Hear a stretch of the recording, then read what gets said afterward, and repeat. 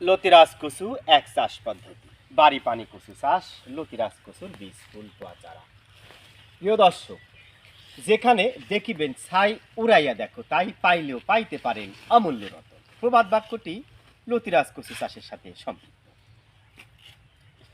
আগেকার মানুষের যখন তরি তরকারি থাকতো না, তখন সেখান সময়ে বাড়ির আনাচে কানাচে থেকে গ্রামীণ গৃহবধূরা সাধারণত কচুর ডাগুর পাতা, লতা পাতা ইত্যাদি তুলে এনে রেঁধে খেত। এটা ছিল গরিবদের খাদ্য তালিকার অন্তর্ভুক্ত। বর্তমানে লতির বাজার এত ব্যাপক যে এটা গরিবদের খাদ্য তালিকায় নেই।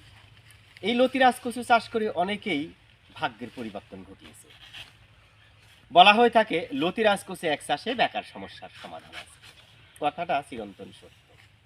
আপনি যদি চারা থেকে চারার দূরত্ব 1 ফিট, সারি থেকে সারির দূরত্ব 2 ফিট এনে প্রতি শতকে 150 পিস চারা রোপণ করেন, তাহলে মোটামুটি 33 শতকে প্রায় 5000 চারা রোপণ করতে হয়। এই 5000 চারা থেকে আপনি প্রতি সপ্তাহে ফুল প্রোডাকশনে মোটামুটি প্রায় 10 মণের উপর লতি সংগ্রহ করতে পারবেন।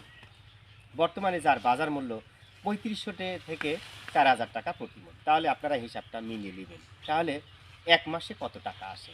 কিন্তু আপনাকে প্রাথমিক পর্যায়ে পরিশ্রম করতে হবে, শুধু হিসাব নিকাশ নিয়ে পড়ে থাকতে হবে না, আমাদের মতন পরিশ্রম নির্ভর আপনাকেও হতে হবে। দেখেন আমাদের চারা প্রসেসিংয়ের কাজগুলো চলছে, একদম সুস্থ সবল চারা, সবুজ মানের চারা। এই যে এই ভাইয়ের জন্য আমরা চারাগুলো প্রসেসিং করতেছি। কোথায় থেকে এসেছে ভাইয়ের সম্পর্কে আমরা দেখি। আসসালামু আলাইকুম ভাই। ওয়ালাইকুম আসসালাম ওয়া রাহমাতুল্লাহি ওয়া বারাকাতুহু। কেমন আছেন? আলহামদুলিল্লাহ। ইউটিউব চ্যানেল তো আমাদের ভিডিও দেখেছেন নাকি? হ্যাঁ, আপনাদের ভিডিও দেখে তো এখানে আসা। তা ভিডিওতে আমরা যে কথাবার্তা বলি এখানে এসে কি মিল পাইছেন? মিল তো পাইলেন, যেরকম দেখছি ভিডিওতে সেরকমই পাইলেন। কথায় আছে ভালো বীজ ভালো ফসল, চিরন্তন সত্য একটি বাক্য। যারা ভালো বীজ রোপণ করবে না তাদের সমস্যার শেষ হবে না। সেদিক দিক বিবেচনা আমরা কিন্তু ভালো বীজ সরবরাহ করে থাকি। দেখতে পাচ্ছেন মহামূল্যবান লতি। লতি মূলত সবজি হিসেবে ব্যবহার করা হয়, রয়েছে ঔষধি গুণ। তাই আপনি লতি কচুর লতি যদি বিভিন্ন ছোট মাছ দিয়ে রেসিপি করে খান, দেখবেন আপনার স্বাদে অতুলনীয় লাগবে। তো যাই হোক, চারা দেখে কি পছন্দ হয়েছে?